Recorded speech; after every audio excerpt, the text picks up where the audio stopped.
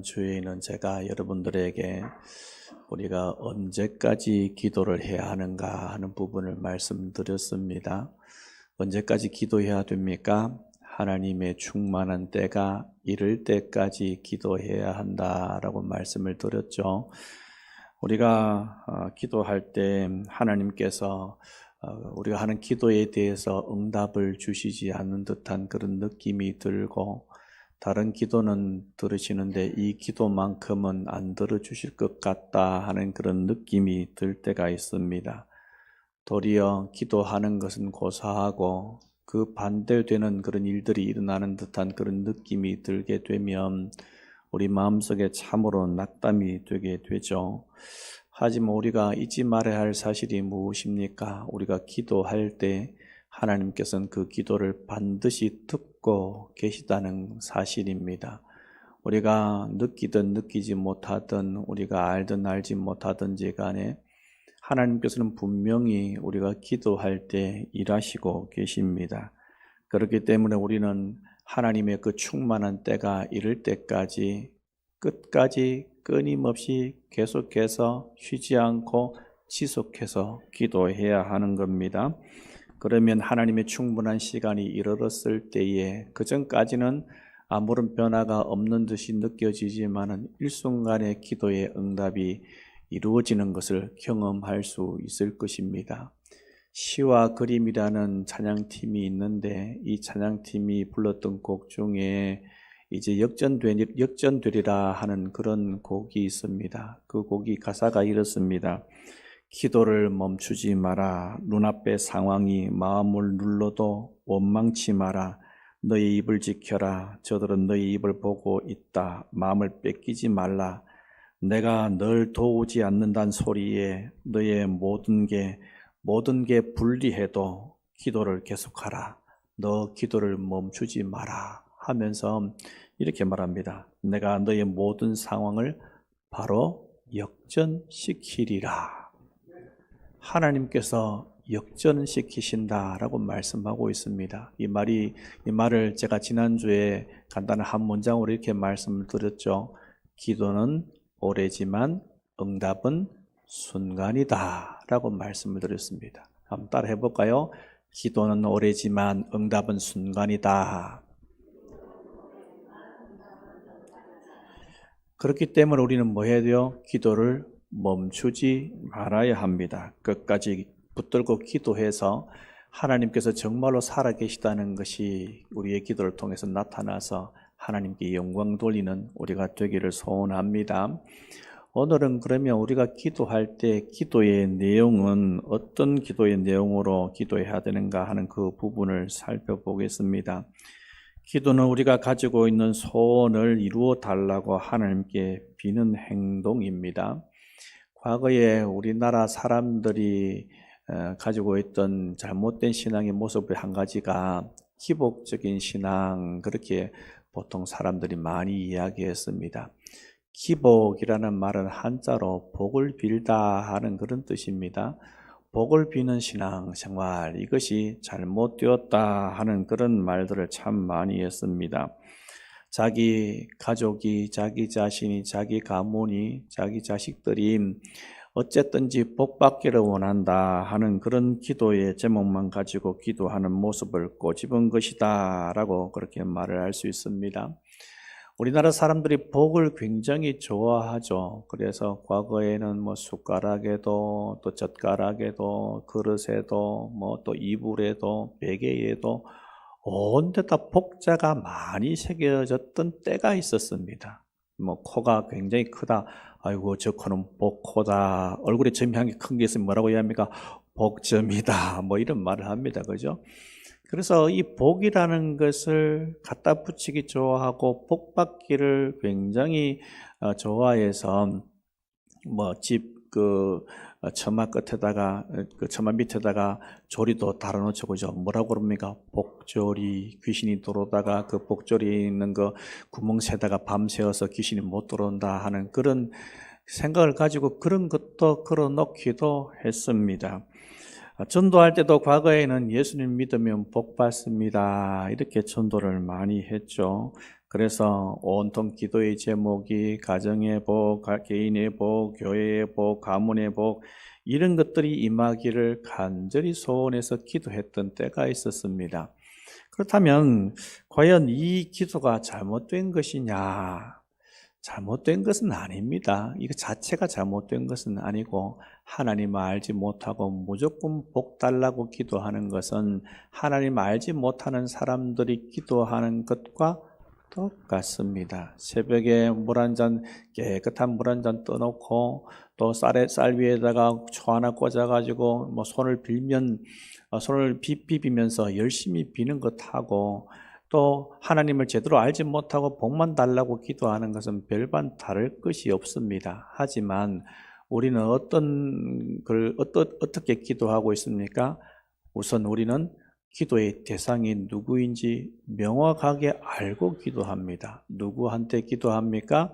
하나님 아버지한테 기도합니다. 제가 오후 예배 때도 이 부분에 대해서 한번 말씀을 드릴 건데 우리는 하나님 아버지께 기도하는 겁니다. 기도의 대상이 명확합니다. 그리고 무조건 달라 하는 그런 기도가 아니라 우리가 도대체 무엇 때문에 기도해야 되는지에 대해서 이유를 알고 기도해야 제대로 된 기도가 될 수 있는 겁니다. 신명기 28장은 복과 저주의 장이라는 별명이 있는데 여기서 하나님의 말씀을 지키고 따를 때 누리는 복에 대해서 이야기하는 부분이 있습니다. 우리 말씀 같이 읽어보겠습니다. 28장 2절 말씀. 내가 내 하나님 여호와의 말씀을 청종하면 이 모든 복이 내게 임하여 내게 이르리니. 아멘. 내가 네 하나님 여호와의 말씀을 청종한다, 듣는다. 그냥 듣기만 하는 것이 아니라 이것은 하나님의 말씀을 듣고 따르는 삶을 의미합니다. 이 하나님의 말씀을 듣고 순종하는 삶을 살게 되면 하나님께서 뭘 주신다고요? 복을 주신대요. 복이 내게 임하일 것이다 라고 말씀하면서 3절부터 6절에 보면은 복의 내용에 대해서 나오는데 그 뒤에도 나오지만 이 부분만 한번 살펴보겠습니다. 같이 읽겠습니다. 성읍에서도 복을 받고 들에서도 복을 받을 것이며 네 몸의 자녀와 내 토지 소산과 내 짐승의 새끼와 네 광주리와 떡반죽 그릇이 복을 받을 것이며 내가 들어와도 복을 받고 나가도 복을 받을 것이니라. 아멘. 정말로 복된 말씀이다, 그죠? 들어가도 복을 받고 나가도 복을 받고 또 집에 있는 짐승들도 복을 받고 떡 반죽 그릇까지도 복을 받는다. 여러분 엄청난 복이잖아요, 그죠? 그러면 이것을 영적인 복이다. 떡 반죽 그릇이 영적으로 올바로 서서 하나님을 찬양합니까? 그런 건 아니다, 그죠? 그 말은 뭐냐 하면은 물질적인 복이 그 가정에 넘친다는 그런 말이죠. 그렇다면 앞에서 말한 기복신앙의 복과 사실은 다를 게 없습니다. 그죠? 그런데 명확한 것은 대상이 다르고 또 하나님의 말씀을 쫓아서 살아갈 때 부수적으로 얻어진다는 것에 대해서 다른 기도하고는 굉장히 큰 차이가 있다. 그렇게 말을 할 수 있습니다. 그렇기 때문에 우리가 하나님의 백성다운 삶을 살아가고 하나님을 기쁘시게 하는 삶을 살아가고 하나님의 마음에 합한 그러한 마음으로 살아가게 되면 이렇게 기도하는 것은 결코 나쁘지 않다. 그렇게 말을 할 수 있습니다. 그런데 우리가 이런 물질적인 복에 대해서 기도할 때에 우리는 자녀가 잘 되기를 기도해야 하지만은 우리가 잊지 말아야 할 사실이 하나가 있습니다. 그 기도의 제목이 하나님의 뜻을 구하는 기도가 되어야 한다는 것입니다. 오늘 본문에 예수님께서 기도하시는 장면이 나오는데 잡히시기 직전까지도 예수님은 기도하셨던 그런 분이십니다.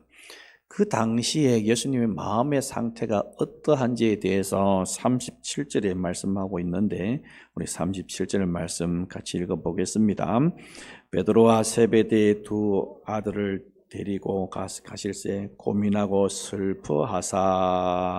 아멘. 베드로는 우리가 알고 있고 세베대의 두 아들은 누구를 이야기합니까? 야고보와 요한을 이야기합니다. 우리의 아들이라는 별명을 가지고 있는 야고보와 요한, 이 세 사람을 데리고 일단은 다른 나머지 제자들은 여기에 머물러 있어라 하고 이 세 사람을 데리고 좀 더 다른 곳에 가서 또 세 사람을 두고 예수님께서 따로 기도하시는데, 이 기도하러 가실 때 예수님 마음의 상태가 어떠하다고 되어 있습니까? 두 단어가 나오죠, 그죠? 고민하고 슬퍼하사. 여러분들 앞에 큰 일을 앞두고 있으면 마음이 조금 조마조마하지 않습니까? 제가 지난주 주간에 의료보험공단에서 하는 검사를 받으러 병원에 갔다 왔습니다. 위 내시경을 하는데 수면 안 하고 그냥 내시경을 했거든요. 여러분 그거 아시죠? 그죠? 그래 하는데 전에도 한번 해봤기 때문에 괜찮다 하는 생각으로 가서 누워 있는데도 마음이 두근두근 하는 겁니다. 2년에 한 번 하는 거니까. 그런 것처럼 예수님께서 마치 큰 일을 앞두고 마음이 두근두근 하는 것일까? 이 말씀을 보면은 예수님께서 하시는 말씀이, 오늘 본문의 말씀이 뭐라고 말씀하고 있냐면 고민하고 슬퍼했다. 그 다음 구절에도 보니까 예수님께서 하시는 말씀이 매우 고민하여 죽게 되었다, 이렇게 말씀하십니다. 원어상에 고민한다 하는 말은 극심한 불안과 공포를 의미하고, 슬퍼한다라는 말은 칼피를 잡을 수 없을 만큼 크게 슬퍼하는 것을 의미합니다. 예수님께서 마음이 극심한 불안과 고통에 휩싸여 있음을 표현한 것이다, 이렇게 볼 수 있죠. 마가복음에서는 예수님에 대해서 이때 예수님의 마음을 심히 놀라시며 슬퍼했다, 그렇게 기록하고 있습니다. 예수님께서는 이 땅에 오신 목적이 무엇인지 명확하게 알고 계시죠. 제가 이전에 여러분들에게 예수님께서 이 땅에 태어나셔서 한 정점을 향해서 달려가신다라고 말씀을 드렸는데, 그 정점이 무엇이었습니까? 예수님께서 이 땅에 오신 목적, 죽기 위해서 오셨다라는 말씀을 드린 적이 있습니다. 예수님께서는 그 목표를 단 한 번도 잊어버린 적이 없습니다. 그리고 내가 죽기 위해서 이 땅에 태어났다 하는 그 사실을 한 번도 벗어나고 싶어하는 적이 한 번도 없었습니다. 예수님께서는 그 죽음을 향해서 이 땅에 오셨고, 이 죽는 것은 하나님 아버지의 뜻이었습니다. 그런데 오늘 본문의 말씀을 보면 하나님 아버지의 뜻을 이루는 데 있어서 예수님께서 마치 굉장히 갈등하시는 듯한 그런 느낌이 듭니다. 하지만 여기서 예수님께서 권유하시는 것은 하나님의 뜻을 이루기 싫거나 혹은 하나님의 뜻을 이루는 데 있어서 할 것인가 말 것인가, 내가 이 십자가를 지를 것인가 말 것인가 고민하는 그런 것이 아닙니다. 얼마 후면 예수님은 온 인류의 죄를 지고 십자가에 달려 돌아가실 것입니다. 그 죽으심은 온 인류의 죄를 위한 숭고한 죽음입니다. 히브리서 기자는 이 부분을 뭐라고 표현하고 있습니까? 믿음의 주요 또한 온전케 하시는 이 예수를 바라보자.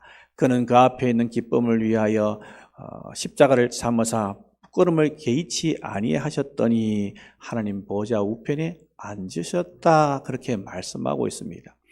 그분은 십자가 지는 것을 개의치 않았습니다. 피조물들 앞에서 자기 몸이 벌거벗겨져서 사람들한테 멸시와 조롱을 당하시고 죽으시는 것 자체를 부끄러워하지 않으셨습니다. 왜 그렇습니까? 그 앞에 기쁨이 있거든요. 어떤 기쁨입니까?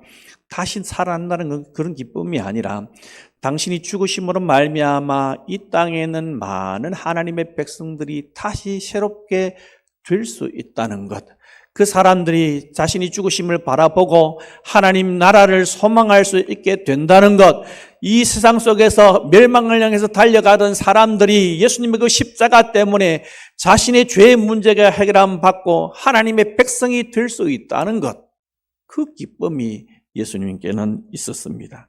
그렇기 때문에 기꺼이 그 십자가를 질 수 있었다, 그렇게 말할 수 있습니다. 예수님은 하나님의 뜻을 기꺼이 이루실 그런 분이십니다. 하지만 예수님에게는 말할 수 없는 큰 고통이 있었는데 그것은 십자가를 지실 때 당하는 육체의 고난이나 피조물로부터 받는 그런 멸시와 조롱 이런 것이 아니었습니다. 뭐가 가장 큰 고통이었습니까? 바로 하나님 아버지께로부터 버림받고 외면당하는 것이 가장 큰 고통이었습니다.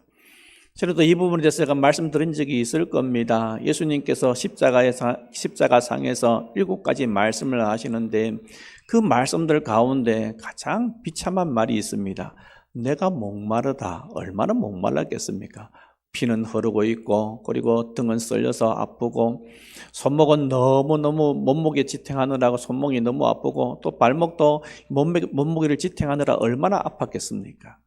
그때 이분의 몸에는 피가 빠져나오고 그렇게 하기 때문에 목이 말할 수밖에 없죠. 내가 목마르다. 아이고 목마르다 하는 그런 말과는 차원이 다르죠. 그런데 이것보다 더 심각한 말이 있지 않습니까? 그 말이 무엇이었습니까? 엘리 엘리 라마 사박다니, 나의 하나님 어찌하여 나를 버리셨나이까 하는 이 예수님의 말이야말로 정말로 고통스럽고 그 십자가에서 할 수 있는 처절한 몸부림 속에서 나오는 그런 말씀이었습니다. 하나님께로부터 버림받는 것, 하나님께로부터 온전히 외면당하는 것, 그것이 바로 예수님한테는 가장 큰 고통이셨습니다. 그래서 예수님께서 어떤 기도를 하십니까? 39절 말씀 같이 읽겠습니다. 조금 나아가사 얼굴을 땅에 대고 엎드려 기도하여 이르시되, 이 잔을 내게서 지나가게 하옵소서. 그러나 나의 원대로 마시옵고 아버지의 원대로 하옵소서 하시고, 아멘. 조금 나아가사, 이 세 제자들을 두고 조금 나아가서 기도하시는데 기도의 모습이 어떻다고 되어 있습니까? 얼굴을 땅에 대시고 엎드려. 이 엎드렸다는 말은 그냥 다리 쭉 뻗고 엎드렸다는 말은 아니죠, 그죠? 우리가 기억하는 사람 중에 엘리야, 여러분 아시죠? 엘리야가 3년 6개월 동안 비가 내리지 않고 있을 때 바알 선지자 450명을 죽이고 난 다음에 아합 왕에게 뭐라고 이야기합니까? 곧 비가 내릴 테니까 마차를 갖추고 내려가라 라고 하면서 기도를 하는데 어떻게 기도했다고 성경 기록하고 있냐면은 머리를 다리에 파묻고 기도했다 그렇게 되어 있습니다.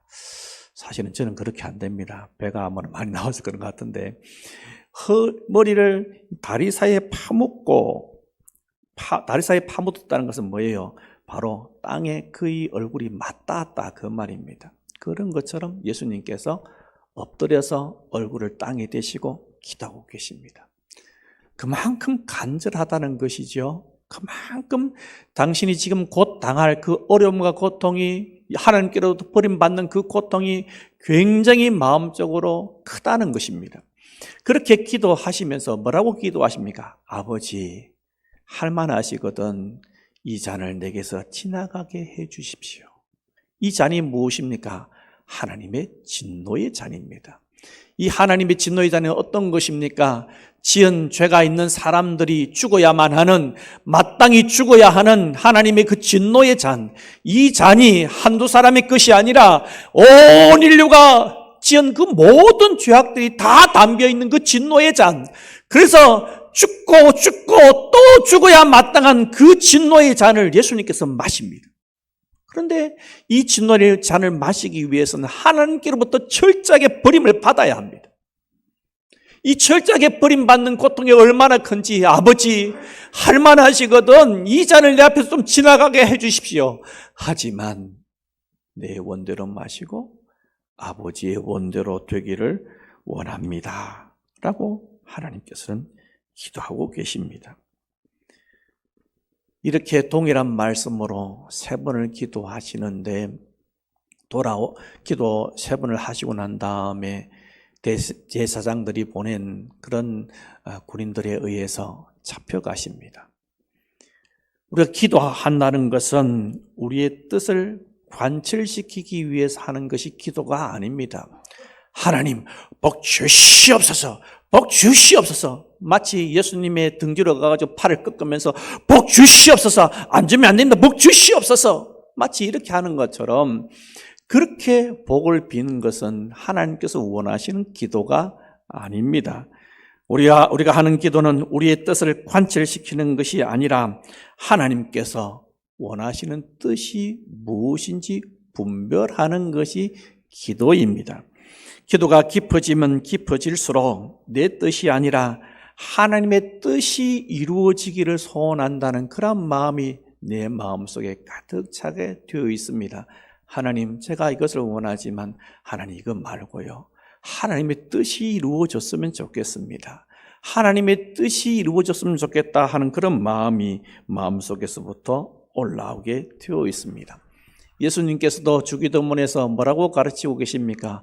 뜻이 하늘에서 이루어진 것 같이 땅에서도 이루어지기를 원한다는 그 기도를 가르쳐 주셨죠. 뜻이 하늘에서 이루어진다. 하나님의 나라에서는 하나님의 뜻이 온전히 이루어져 있죠. 그런 것처럼 이 땅에서도 내가 기도하는 이 순간에 내가 살아가는 이 삶의 모든 여정들 가운데 내가 살아가고 있는 그 삶의 현장이 학교나 직장이나 가정에서 하나님의 뜻이 이루어지기를 소원한다 하는 그 기도를 하라라고 예수님께서 가르쳐 주셨습니다. 우리가 생각하는 것보다 하나님께서 하시는 생각이 훨씬 좋다는 것을 여러분이 인정하십니까? 그렇다면 내 기도를 통해서 내 뜻이 이루어지는 것보다도 누구의 뜻이 이루어지는 것이 훨씬 유익한 겁니까? 하나님의 뜻이 이루어지는 것이 훨씬 유익합니다. 우리가 생각하는 것 한계가 있습니다. 하지만 하나님께서는 어떻게 하세요? 우리가 생각하는 그 이상으로 일을 하시고 응답을 주시는 분이 바로 우리가 믿고 있는 하나님이십니다. 빌립보서 4장 6절 7절의 말씀 보면 어떻게 되어 있습니까? 아무것도 염려하지 말고 다만 모든 일에 기도와 간구로 너희 구할 것을 감사함으로 하나님께 아뢰라. 그리하면 어떻게 한다고요? 모든 지각이 뛰어난 하나님의 평강이 그리스도 예수 안에서 너희 마음과 생각을 지키시리라 라고 말씀하고 있습니다. 염려하지 마. 그리고 기도해. 기도하게 되면 모든 지각에 뛰어난 하나님의 평강. 이 말이 무슨 말이냐 하면은 우리 인간이 상상할 수도 없는 내가 생각하는 것 이상으로 하나님께서 평강과 기쁨을 주신다 그 말입니다. 그렇기 때문에 우리는 뭐 해야 돼요? 내가 원하는 기도 말고 하나님께서 원하시는 기도를 해야 한다 하는 겁니다. 어떤 사람이 너무 좋은 조건으로 이직하라는 헤드헌터로부터 요청을 받았습니다. 그래서 누구 과장님, 이번에 어느 회사에서 이런 사람을 구하는데 과장님이 적격입니다. 이곳에 가게 되면 연봉은 얼마로 지금보다 더 많이 오를 것이고 또 복지 혜택도 굉장히 많습니다. 자녀들도 나중에 자라서 대학을 가게 되면 대학 등록금도 다 대줄 수 있는 그런 회사입니다. 자, 그런 생각이 들면 우리는 어떤 생각이 들겠습니까? 옮기면 진짜 좋겠다 하는 생각이 들겠죠. 그래서 마음속에 고민도 하지 않고 가려고 생각했는데 마음속에 뭔가 좀 이상한 겁니다. 그래서 기도했더니만 그 마음과는 다르게 가지 말라 하는 그런 생각이 자꾸 드는 겁니다. 하나님께서 그렇게 응답하실 수 있죠. 그러면 우리가 어떻게 반응해야 됩니까?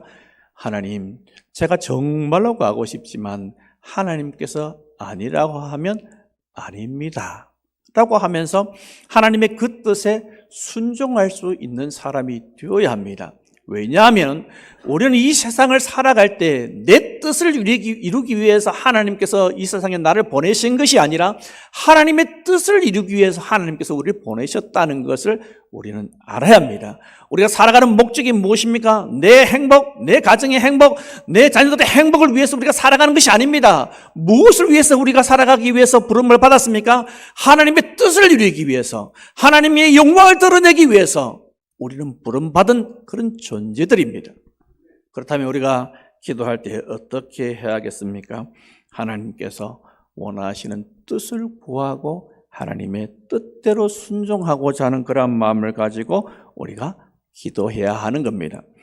우리 마음속에 정말 간절히 소원한 것이 있어도 하나님께서 아니라고 하면 아니라고 할 수 있다는 그런 생각, 여지를 남겨두고 우리는 기도해야 합니다. 내가 원하는 쪽으로 일이 되지 않더라도 하나님께서 그 일이 맞다고 말씀하실 수도 있습니다. 그때도 역시 내가 원하지 않지만 여지를 남겨두고 하나님께서 하라고 하실 수 있다 하는 그런 여지를 남겨두고 우리는 기도해야 합니다. 영혼 구원에 대해서 기도하는 것이라든지 교회의 부흥을 위한 기도라든지 이런 기도는 계속해야 합니다. 언제까지 해야 됩니까? 끝까지 해야 됩니다. 내가 죽을 때까지 해야 됩니다. 하지만 그 외에 다른 기도를 가운데 이것도 택해도 되고 저것도 택해도 된다는 그런 기도를 할 때에는 하나님께서 어떤 쪽으로 인도할 것인지에 대해서 모든 방향을 다 열어놓고 기도하는 것이 필요하다는 겁니다. 만약에 내가 원하는 대로 하나님께서 응답해 주시지 않게 되면 우리는 이렇게 생각합니다. 하나님께서 그럴 리가 없는데 하나님 잘못 말씀하신 건 맞죠? 한 번 더 생각을 해 주시기 바랍니다. 이렇게 기도하는 경우가 종종 있습니다. 분명히 하나님께서 너 이렇게 가야 돼, 이렇게 가야 돼, 이렇게 가야 돼. 계속해서 거듭해서 말씀하시는데 하나님 아직요. 하나님 혹시 제가 기도하는 것 잘못 들으신 것 아닙니까? 바꿔주세요. 이렇게 때를 쓰는 경우가 종종 있다는 겁니다. 하지만 우리는 어떻게 해야 돼요? 하나님의 뜻을 이루기 위해서 하나님께서 원하시는 뜻이 무엇인지 발견했으면 그 하나님의 뜻대로 우리는 기도해야 합니다. 기도란 무엇이냐? 나를 죽이는 것이 기도입니다. 왜 기도가 나를 죽이는 것입니까? 기도하게 되면 내 자아가 없어집니까? 아니요, 그렇지 않습니다. 그런데 기도는 누가 기도합니까? 내 힘으로 할 수 없기 때문에, 내 능력으로 할 수 없기 때문에, 하나님을 의지하지 않고는 내가 할 수 없기 때문에 하나님께 기도하는 것 아닙니까? 기도하지 않다가도 큰 일을 당하게 되면 우리는 어떻게 합니까? 기도합니다. 하나님 큰일 났습니다. 아이고 우리 아들이 너무 큰 병이 들었습니다. 하나님 큰일 났습니다. 평상시 기도하지 않다가 갑자기 새벽 기도에 나오면 저는 가슴이 절렁 내려앉습니다. 아이고 저 집사님 댁에 무슨 일이 있나 보다. 그래서 조용히 전화할 겁니다. 집사님 혹시 무슨 일이 있습니까? 라고 전화할 겁니다. 여러분 그런 일 자주 있으면 좋겠습니다. 그런 들컥 내려앉는 그런 급한 일이 생길 때 우리 하나님께 기도합니다. 왜 기도합니까? 내 힘으로 할 수 없는 문제다. 내가 내 힘으로 능력으로 풀 수 없는 그런 문제다라고 생각하기 때문에 하나님께 나와 기도하는 겁니다. 그러면 한번 생각해 봅시다. 매일매일 기도하는 사람은 자기 자신에 대해서 뭘 깨닫는 겁니까? 내가 할 수 없다. 하나님만이 할 수 있다. 내가 살아가는 것도 내 힘으로 살아가는 것이 아니다. 내가 호흡하는 것도 내 힘으로 호흡하는 것이 아니다. 하나님을 의지하지 않고는, 하나님께서 나를 붙들어 주시지 않고는 내가 도저히 살아갈 수 없는 존재다 하는 것을 기도할 때마다 그것을 깨닫는 겁니다. 그래서 어떻게 합니까? 하나님, 제가 아니라 하나님의 뜻이 내 삶 가운데 이루어지고 하나님께서 원하시는 그 뜻이 내 삶 가운데 이루어지기를 소원합니다 하는 그런 소원으로 가득 찬 사람으로 바뀌게 되어 있다. 그 말입니다. 5만 번 기도 응답을 받았던 조지 뮬러가 응답받는 기도의 비결의 5단계에 대해서 이렇게 이야기합니다. 한번 보여주시기 바랍니다. 제일 첫 번째가 이겁니다. 자신의 뜻을 내려놓는다. 자신의 뜻을 내려놓는다는 것은 무슨 말이겠습니까? 하나님께서 이렇게 응답해 주실 수도 있고 저렇게 응답해 주실 수도 있고 아니면 전혀 엉뚱한 곳으로 응답해 주실 수 있다는 것이죠. 그래서 그러한 것을 내가 수용하고 받아들이기 위해서는 뭐가 필요한 겁니까? 자기의 생각을 먼저 다 내려놓는 것이 필요합니다. 하나님 이거 아니면 안 됩니다. 이거 주셔야 됩니다. 이거 주셔야 됩니다. 이거 주셔야 됩니다. 라고 생각하다가 계속 기도하니까 하나님께서 안 주세요. 그러면 이렇게 생각하겠죠. 이게 아닌가? 라고 생각하게 되어 있습니다. 그러면서 뭐예요? 자신의 것을 다 내려놓는 겁니다. 조지 밀러는 이 기도의 단계를 이렇게 표현했습니다. 이것만 되면 이미 기도의 90%는 응답된 것이다 라고 이야기합니다. 그 다음에 두 번째, 성경을 통해서 인도받는다. 자기의 생각을 다 내려놓고 하나님 이 일을 어떻게 하면 좋겠습니까? 라고 하면서 성경을 묵상하고 계속 읽습니다. 그러다가 그 말씀 자기가 당한 상황과 관계된 말씀이 있으면 그 말씀을 쭉 추려냅니다. 그러고 나서 하나님의 뜻이 무엇인지 말씀을 통해서 인도받는 겁니다. 그리고 세 번째, 상황을 통해서 성령 인도를 받습니다. 그래서 하나님 말씀이 이런 쪽으로 하나님께서 응답하시는구나 하면 그걸 통해서 구체적으로 하나님께서 상황을 통해서 어떻게 응답해 가시고 인도해 가시는지 그것을 봅니다. 그러고 나서 네 번째, 의심이 없어질 때까지 기도합니다. 그러니까 하나님 말씀을 통해서 인도함 받고 상황을 통해서 인도함 받았으면 이것이 진짜인지 아닌지 계속해서 그걸 놓고 기도합니다. 그러고 나서 마지막에 그것이 의심이 들지 않고 확신이 되면 어떻게 한다? 하나님의 뜻이 확인되면 실천한다. 그리고 하나님의 인도하심을 바란다. 이렇게 기도하라라고 이야기하고 있습니다. 여러분, 계속해서 하나님 앞에서 기도하는 사람들은 이렇게 자기 자신을, 자기 자아를 죽이면서 하나님의 뜻을 발견하기 위해서, 하나님 뜻이 무엇인지 발견하기 위해서 기도하는 것이 진짜 기도입니다. 구약에 나타난 선지자들을 한번 보십시오. 이 선지자들이 하나님의 음성을 들었을 때 뭐라고 대답합니까? 주여 말씀하십시오. 주의 정이 여기 있나이다. 주여 말씀하십시오라고 기도하지 않습니까? 어린 사무엘이 누워있는데 하나님께서 사무엘아 사무엘아 부르십니다. 그래서 엘리 제사장이 부르는가 싶어서 쪼르르 달려가서 다시 이야기하니까 엘리 제사장이 가만히 듣고 보니까 하나님께서 부르신 것 같아요. 그래서 뭐라고 이야기합니까? 다시 한 번 더 너를 부르시거든 제가 여기 있습니다. 말씀하여 주십시오라고 이야기해라 해서 하나님의 말씀을 이 사무엘이 듣습니다. 주여 제가 여기 있습니다. 제가 듣겠나이다. 이 말이 무슨 말이에요? 주님께서 말씀하시면 주님의 뜻이 무엇인지 가르쳐 주시면 어떻게 하겠다? 제가 그 말씀대로 살아가겠습니다. 제가 그 말씀대로 실천하겠습니다. 순종하겠습니다 하는 그런 뜻입니다. 우리가 하나님의 뜻을 발견하기 위해서 내 마음속에 있는 그 뜻을 하나님께 막 아뢰다가 하나님 뜻이 아니라고 생각되면 주님 말씀하십시오. 제가 듣겠습니다 하는 그런 심정을 가지고 하나님의 말씀을 듣고 그 말씀에 순종할 수 있는 그런 사람을 통해서 하나님께서는 역사를 일으키시기를 원하십니다. 예수님께서는 하나님 아버지의 외면이 견딜 수 없이 큰 고통이었지만은 하나님의 뜻을 이루시기 위해서 십자가의 길을 묵묵히 가셨습니다. 기꺼이 하나님의 뜻을 이루시기를 원하셨습니다. 우리에게도 이런 모습이 있어야 될 줄로 압니다. 기도는 내 뜻을 이루는 것이 아닙니다. 기도는 하나님의 뜻을 발견하고 하나님의 뜻을 이루기 위해서 하는 것이 바로 기도입니다. 하나님께서 아니라고 하면 포기해야 하는 것이고 하나님께서 그 길이 맞다고 하시면 어렵고 힘든 길일지라도 그 길을 가야 하는 것이 바로 우리를 하나님께서 부르신 목적입니다. 예수님께서 이 땅에 하나님의 뜻을 이루시기 위해서 오셨던 것처럼 우리도 역시 이 땅에 하나님께서 보내신 이유는 하나님의 뜻을 이루기 위해서 이 땅에 보내신 줄로 믿습니다. 그렇다면 우리가 기도할 때 무엇을 놓고 기도해야 된다고요? 내 뜻이 아니라 하나님의 뜻이 이루어지기를 내 삶 가운데, 내 직장 가운데, 내 가정 가운데 내 뜻이 아니라 하나님의 뜻이 이루어지기를 하나님 저는 이 자식을 이렇게 기르기를 원합니다. 그런데 하나님께서 그 뜻이 아닐 수도 있죠. 그러면 하나님 뜻대로 제가 이 자녀를 기르기를 원합니다. 나는 기도로 바꿔야 할 것입니다. 내 남편, 내 아내, 내 가족들, 내 마음대로 할 수 있는 것이 아무것도 없습니다.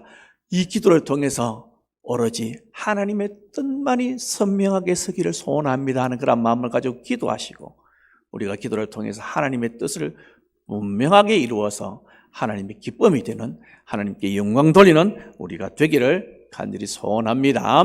아멘. 이 시간 들은 말씀을 가지고 다 같이 기도하십시다. 우리